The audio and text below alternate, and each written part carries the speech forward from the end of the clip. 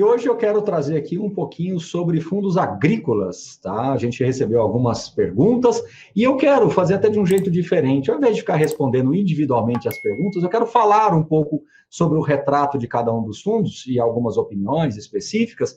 E ao falar e ao explicar um pouquinho para cada um de vocês, acredito que estarei já cumprindo o meu papel aqui de tirar as dúvidas da grande maioria das pessoas que nos enviaram aí pelas redes sociais. Bom, primeira pergunta é se realmente os fundos agrícolas terão mais espaço no mercado. Eu tenho quase que absoluta convicção que sim. Tá? O mercado ele já tem hoje 3 fundos imobiliários, está chegando um 4º fundo aí. Então, possivelmente, a gente vai ver aí mais emissões, nós vamos ver um crescimento dentro desse setor agrícola. Agora, sejamos francos, né? Muito cuidado para não confundir em ter fundos que estão presentes no mercado agrícola, imobiliário agrícola, através de operações portuárias, ou de operações sementeiras, ou de armazenagem, com a terra propriamente dita, aquela exposição direta na lavoura, né? Você podendo usufruir dos benefícios, dos ônus e dos bônus da exposição direta a uma lavoura, em comprar uma terra cultivável, né? Toda aquela questão de lucro que pode ter nas safras, enfim. Isso talvez possa demorar um pouquinho mais para ser bem formatado. Eu acho que estamos avançando um passo de cada vez e o caminho parece ainda uma estrada imensa para ser preenchida. O primeiro fundo que veio ao mercado, foi ali no final de 2019, foi justamente o Quasar Agro, né, o que é a AGR11. Ele veio ao mercado com uma perspectiva muito boa, captando aí mais de 500 milhões de reais, né?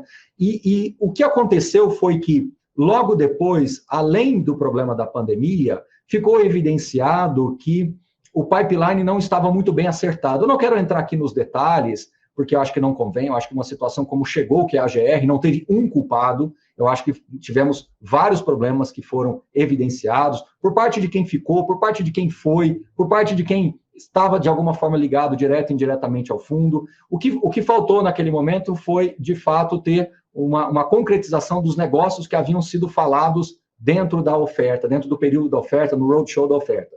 Bom, fato é que as aquisições ficaram bem aquém do que se imaginava. O fundo, naquele primeiro momento, comprou apenas 3 ativos ali e logo depois as aquisições foram vindo vagarosamente. Lembrando que o time que trabalhava na gestão do fundo acabou saindo para montar outro fundo, uma outra estrutura, como consultor em outro fundo. A gente pode falar disso daqui a pouquinho, mas só para concluir o Quasar Agro, as coisas aconteceram de uma maneira assim, bastante conturbadas, mas o final da história é que o fundo hoje tem cerca de 17 mil cotistas e teve uma amortização recente. O que isso quer dizer? A devolução do capital, seja aí de um pouco mais de 1/3 aí do fundo, foi devolvido aos cotistas.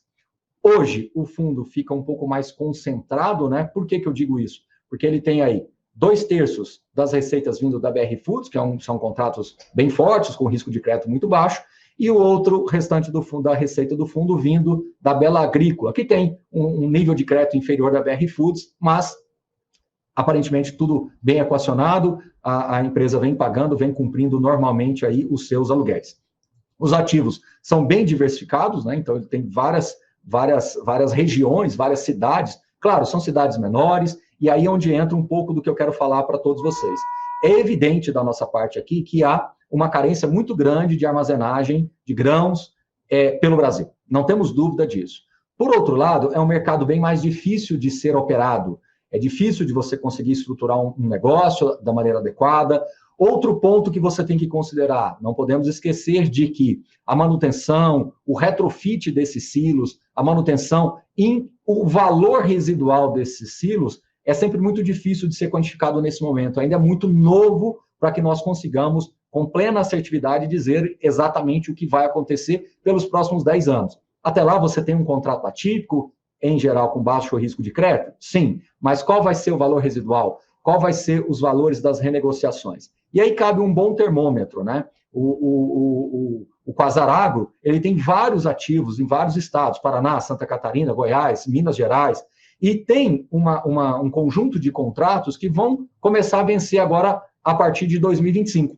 Pode parecer longe, mas passa muito rápido. Então, daqui a 4 anos, eu acho que a gente vai ter um excelente termômetro de como serão essas renegociações.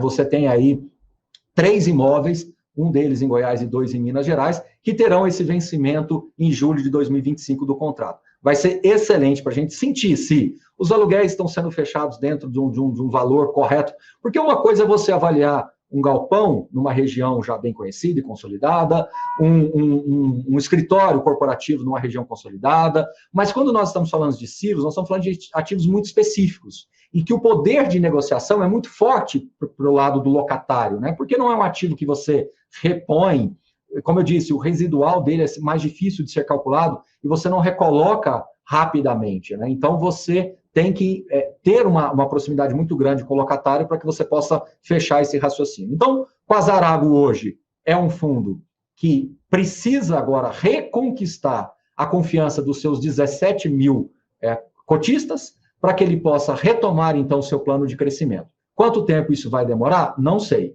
mas vai depender muito de como a gestão vai conseguir levar essas informações aos seus investidores. O yield, obviamente, fica mais alto do que a média padrão do mercado de logística, né? Porque, querendo ou não, ele é um fundo que, no final do dia, é um fundo de logística, está ligado ao agronegócio, mas é um fundo de logística, e isso tem que ficar muito bem claro e evidenciado, né? Bom, como eu disse para vocês agora há pouco, o time que trabalhava diretamente com a Azaragro foi e fechou uma parceria com o BTG Pactual, e hoje eles são consultores imobiliários num outro fundo que também vem ganhando espaço aí, que é o BTAL, que é o BTG Agrologística.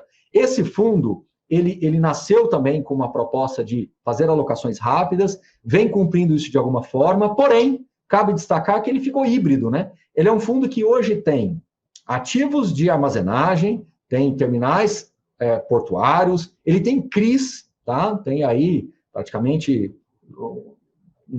25% do fundo está em CRIs. Ele tem desenvolvimento, então tem ativos que estão em construção, tá? E esses ativos em construção vai nos gerar ainda mais informações no médio prazo sobre, de fato, a importância no médio e longo prazo para o locatário que faz parte da operação. Então, veja como, aos poucos, o fundo vai ganhando um desenho mais claro de o que vai ser. Na minha visão, um pouco diferente do que foi a proposta inicial, com base naquilo que a gente leu lá no prospecto inicial, mas vai ficando interessante, mas sempre com essa ideia mais híbrida, tá? Eu acho que a alocação fugiu um pouquinho do pipeline, mas a gente precisa esperar agora e ver como é que a gestão do fundo vai, então, trazer esses ativos em desenvolvimento para dentro do fundo, deixando com esse perfil mais híbrido, né? O cap rate médio, bem interessante, aí acima de 9%. Claro que quando a gente coloca as taxas de administração, gestão, consultoria, isso cai um pouco, mas você tem aí quase 11 anos de prazo médio contratual. Então, todos os contratos sendo fechados com 10, 11, 12 anos, né? 15 anos, então isso dá bastante conforto para o carrego do fundo. Mas, de novo, quero deixar bem claro que ele se torna hoje mais híbrido, né? Quando você tem aí armazéns refrigerados, junto com centro de recebimento, sementeiras, CRIs, desenvolvimento. Então, tudo isso deixou o fundo, né? Terminal intermodal. Então, tudo isso deixou o fundo com uma característica diferente. É difícil saber se está... Uma pergunta que o pessoal fez muito, né? Se a relação de risco-retorno está adequada. De fato, é uma resposta difícil. Porque quando você pega um fundo de logística industrial, que tem um pouquinho mais de risco, os cap rates, né, os retornos, os yields, são muito parecidos. E aí sempre fica aquela dúvida, poxa, mas um ativo desse, como é que vai ser o residual dele? Como é que vai ser a reposição dele lá na frente? Né? Como é que vai ser a recolocação dele lá na frente? Esse valor, porque a gente não dá para fazer uma conta de valor por metro quadrado, como a gente está acostumado a fazer. São outros critérios, né? São outros equipamentos que são utilizados, você tem outros critérios que você deve trazer. E eu acho que é isso que a gestão do fundo, não só do Betal, mas de todos os outros, precisa trazer mais para os seus cotistas, de mostrar um pouco os detalhes que estão sendo avaliados na hora de comprar um imóvel desse, na hora de precificar, na hora de você trazer a informação para o cotista em uma ótica diferente, né? Não se precifica um silo como se precifica um armazém refrigerado, como um galpão logístico que está na beira de uma importante rodovia. Então, acho que essa é a grande virada que a gente precisa ainda enxergar, né? De como que a gestão vai trazer uma precificação adequada ou não aos cotistas do fundo, para saber com segurança que aqueles imóveis foram comprados no preço correto. Então, quando eu pago 70, 80 milhões de reais por um ativo desse, aquela precificação está correta. Porque uma coisa é você colocar 80 milhões em alguns conjuntos na Paulista, na Faria Lima, na Berrini, na Vila Olímpia. E isso tem consultorias muito fáceis para serem acessadas. E o Betal já está chegando aí na sua 11ª operação, né? Então, isso mostra que o portfólio vai crescendo, vai ficando mais diversificado. Existe também algumas concentrações na IRIED, né? Que é uma empresa ali do Paraná. O fundo ficou com algumas concentrações nela, ali coisa de 5, 6 operações está ligadas à IRIED. Então, o risco de crédito também ficou um pouquinho concentrado, é alguma coisa que também é um risco a ser monitorado, mas me parece bem equacionado. E, de novo, há sim carência no Brasil com relação a isso, sim, mas as pessoas do agronegócio sabem que é um mercado difícil de ser operado, você precisa, de fato, ter uma estrutura, uma inteligência imobiliária e agrícola muito grande para conseguir fazer um bom negócio que seja... de novo, eu vou reexplicar isso para vocês. Se eu compro um prédio na Paulista, no final de 10 anos, aquele prédio na Paulista é mais fácil de você enxergar o valor residual dele. Quando eu estou falando de um silo, de uma armazenagem numa fazenda, numa determinada situação, é mais difícil de você quantificar. Então, quanto mais informação você, gestores, consultores, trouxeram ao mercado com relação a esse tema, mais segurança e mais conforto, principalmente, vai trazer. Então, a impressão que eu tenho é que é um mercado extremamente valioso de ser explorado no longo prazo, mas ainda difícil de ser quantificado, inclusive pelos próprios players de mercado. Eu acho que, inclusive, os próprios fundos de fundos têm um pouco de dificuldade também de acessar, eles acabam olhando muito mais o contrato ali e vendo o risco de crédito, analisando o fundo como um quase fundo de CRI, né? E isso não é bom. É importante que a gente tenha sempre a ciência do valor imobiliário. Risa Terrax foi o grande lançamento aí dos últimos 12, 18 meses, e eu acho que ele veio realmente com uma proposta diferenciada, onde ele acessa terras financiando compras, sale-leaseback ou outros tipos de operações aos fazendeiros, e faz com que o fazendeiro tenha ali, além de um contrato de arrendamento, também a possibilidade de recomprar aquela terra que normalmente foi comprada bem abaixo do preço. Se vocês olharem, posso até pedir que o pessoal da Suno colocar um cardzinho aqui. Eu fiz alguns vídeos lá atrás, tanto com o gestor do fundo, quanto também fazendo um pouco da análise da emissão. É uma engenharia financeira que visa entregar entre 12, e 13% ao ano dessa forma. Só que, por outro lado, eu quero aqui fazer uma consideração, que os relatórios do Risa Terrax, hoje eles se parecem muito mais como um boletim, né, agrícola, do que, de fato, um relatório de um fundo imobiliário. Eu acho que ainda falta algumas informações sobre o fluxo dos contratos, uma vez que eles são feitos de maneiras esparsas, né? Então, você não sabe muito bem como é que a gestão do caixa está sendo feita para linearizar essa distribuição. Então, eu acho que falta um pouco da gente enxergar isso com mais clareza, até para que o RZTR possa passar mais segurança de como ele está sendo feito. Lembrando que o fundo hoje já tem 33 mil cotistas, fez uma emissão recente que dobrou o patrimônio do fundo, já supera a marca de R$1 bilhão. Então, quero crer que no curto prazo esse fundo começa a ficar com uma clareza maior aí de como as propriedades, né, estão gerando fluxo. Aí mais de 10 propriedades hoje gerando fluxo para o cotista. Lembrando também que o risco da safra é muito bem equacionado dentro da operação.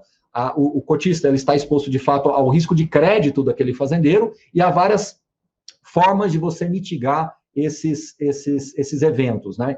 Lembrando sempre que, se tudo der errado, o cotista sim fica dono da terra. Mas se tudo der certo, o fazendeiro ele recomprou aquela terra e pagou o arrendamento e um outro prêmio adicional. Temos alguns riscos, não quero entrar para o vídeo não ficar muito longo, temos alguns riscos de inflação subir muito mais do que os 6%, mas aí o gestor vai ter que criar instrumentos financeiros que possam proteger esse fluxo. Então, assim, é quase que uma operação mais estruturada. Eu diria que o Risa Terrax ele está entre um fundo, de fato, agrícola, apesar de não ter uma exposição direta a safras, entre safras, etc., mas também com um viés de crédito, como se fosse um CRI que vai sendo amortizado ao longo do tempo. Então, você recebe aquele fluxo dos juros, da correção, e uma amortização vai voltando para dentro do fundo. Eu estou fazendo aqui uma análise simplista, mas só para mostrar para vocês de como é que a gente enxerga macro o Risa Terrax. De novo, não é isso, é só uma forma de vocês enxergarem com mais facilidade, tá bom? Então, de novo, Betal ficou híbrido entre o agro e crédito, CRI.